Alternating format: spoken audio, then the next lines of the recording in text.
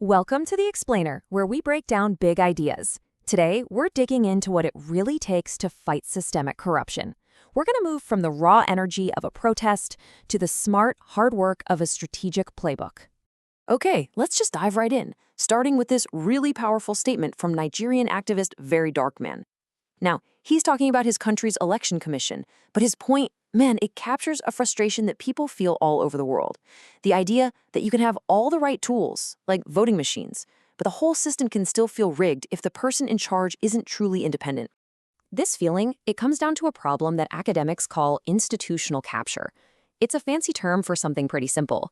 It's when the very institutions that are supposed to protect you and ensure fairness, we're talking courts, police, election officials, are secretly controlled by the powerful. You know, it's like the referee is playing for the other team. But here's the thing.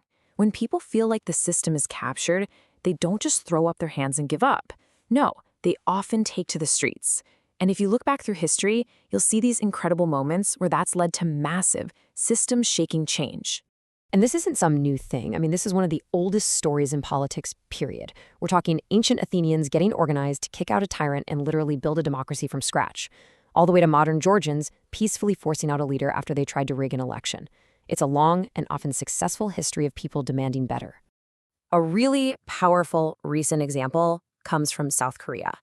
Between 2016 and 2017, millions, and I mean millions, of people took to the streets in what they called the Candlelight Revolution. They were protesting massive presidential corruption, and their sustained, totally peaceful pressure led directly to the president being impeached and kicked out of office. And check this out. In Burkina Faso, back in 2014, the president tried to change the constitution so he could extend his 27-year rule. The people were not having it. Popular uprisings forced him to resign and literally flee the country. It just goes to show you, even decades of power can be broken when people decide they've had enough. So these examples, they're not just inspiring stories, they actually point to a deeper truth. You know, academic studies show that organized, nonviolent resistance is often way more effective than violence. So why is that? Well, because it gets everyone involved. It builds these huge coalitions. It also makes it easier for people on the inside, the elites, to switch sides. And it creates this constant pressure for accountability that can really lead to freer, better governments. So the takeaway seems pretty clear, right? Protests work. Get the corrupt leader out, and you've fixed the problem. But is it really that simple? Is toppling a leader the same thing as fixing the entire system?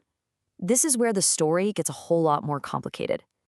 I mean, it's the fundamental question, isn't it? After all, the victory celebrations are over and the new government moves in. Does the level of corruption that got everyone so angry in the first place actually go down? Well, researchers decided to actually look at the data, analyzing over 100 years of revolutions to find out. And what they found is, frankly, it's startling. On average, when you look at all the data from all these revolutions, both violent and nonviolent, they had a null effect. Zero. No net impact on a country's level of corruption. The very problem that drove people into the streets often just stays there, but with a new face in charge. So how is that even possible? Well, there are a few competing theories. You've got the hopeful view, you know, the Thomas Jefferson idea that revolutions are this necessary fire that cleanses the system. But then there's the more realistic view, which argues that the very things you have to do to organize a revolution, like promising power and rewards to your allies, well, that just creates the next crop of corrupt leaders. And then there's the cautionary view, which says revolutions just smash stable institutions, leaving a country even more vulnerable to corruption than before. And sometimes the cure is so much worse than the disease. History is just littered with these tragic stories of revolutionary heroes who promise freedom, only to become the new tyrants themselves. And these leaders, they follow this depressingly familiar pattern. They rise to power promising change, but pretty soon they're suspending civil liberties, cracking down on anyone who disagrees with them, building a crazy cult of personality around themselves, and getting rich while everyone else suffers. They completely fail to solve the problems they said they were fighting against. I mean, just take Robert Mugabe. He was celebrated as this liberation hero for overthrowing a white supremacist state. But his 4 decades in power, they were defined by brutal repression, human rights abuses, and an economic collapse that just destroyed the country. Or look at Iran. Ayatollah Khomeini led the revolution against the Shah, promising democracy and freedom for everybody. What did they get instead? A repressive theocracy that consolidated all the power, banned any opposition, and imposed this strict religious rule. And then there's one of history's most horrific examples. Pol Pot and the Khmer Rouge overthrew a corrupt government in Cambodia. But his revolution didn't bring liberation. It brought the infamous killing fields, a genocide that wiped out nearly a quarter of the entire country's population. So all of this, it sounds pretty grim. But it actually leads us to a more hopeful conclusion. If just toppling a leader isn't enough and can sometimes make things way worse, then what's the alternative? What does it take to create real, lasting change?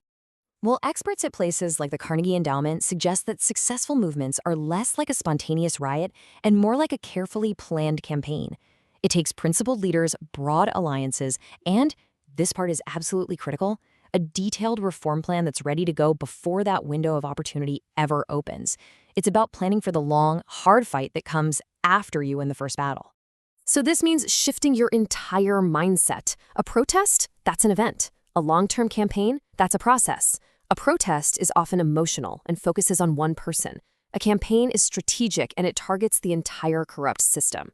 One aims to topple, the other aims to rebuild. See the difference? You know that ancient myth of the Hydra? It is the perfect way to think about this. If you only focus on cutting off one head, just getting rid of one corrupt leader, the system underneath will just grow two more heads in its place. The real goal isn't just removing one person, it's dismantling the entire network that lets corruption grow in the first place. So, after this whole journey, from the passion on the streets to the cold, hard reality of data and history, what's the ultimate takeaway? What's the final lesson here? It's this: real lasting change isn't just about shuffling the names and faces of the people in charge. It's about fundamentally changing the rules, the institutions, the incentives. In other words, it's about changing how power itself actually works. And that means you have to move beyond just passion and get into patient, strategic, and sustained planning. And all of this leaves us with one last really crucial question to think about. If we agree that changing a leader is just a single event, but changing a system is a long, difficult process, it forces us to ask, for any society that wants to reform, where does that hard, methodical, and absolutely essential process even begin?